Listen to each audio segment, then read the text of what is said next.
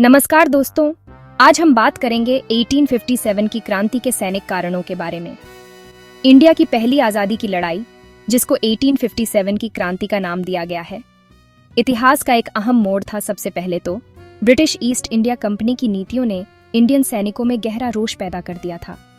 सैनिकों को कम तनख्वाह मिलती थी और उनके साथ भेदभाव होता था। साथ ही अंग्रेजों ने इंडियन सैनिकों की धार्मिक भावनाओं को भी ठेस पहुंचाई। उन्हें अपमानजनक शब्दों से संबोधित करते थे। पदोन्नति में भी बहुत भेदभाव था। उन्हें अधिकतम सूबेदार तक ही पदोन्नति मिलती थी। अंग्रेजी सेना में भारतीयों को अपने प्रतीक चिन्ह पहनने पर रोक लगा दी। भारतीय सैनिकों को समुद्र पार लड़ने को भेजा जाने लगा, जिसे वे अपने धर्म के खिलाफ मानते थे। निःशुल्क डाक सेवा समाप्त कर दी।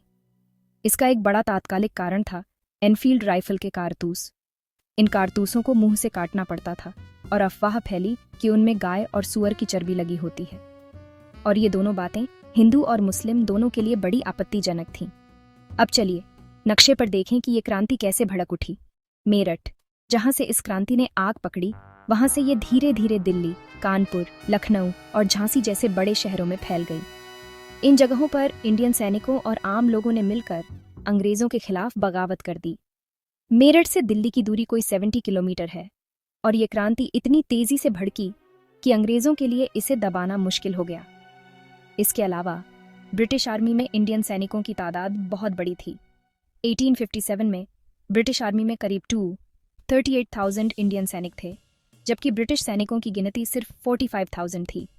सेना में भारतीयों की संख्या बहुत अधिक थी। अवध को अंग्रेजी सेना की पौधशाला कहा जाता था, क्योंकि यहाँ से सेना में बहुत अधिक भर्ती होती थी। ये आंकड़े बताते हैं कि इंडियन सैनिकों का विद्रोह ब्रिटिश हुकूमत के लिए कितना बड़ा खतरा बन सकता था।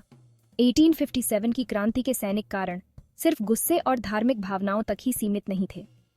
ये एक पेचीदा और कई पहलुओं वाली घटना थी, जिसमें कई वजहें शामिल थीं। उम्मीद है कि इस वीडियो से आपको 1857 की क्रांति के सैनिक कारणों के बारे में कुछ नई जानकारी मिली होगी। अगर आपके मन में कोई और सवाल है तो कमेंट करके जरूर पूछिए। चैनल को लाइक करें और सब्सक्राइब अवश्य करें। धन्यवाद और अगले वीडियो में फिर मिलते हैं।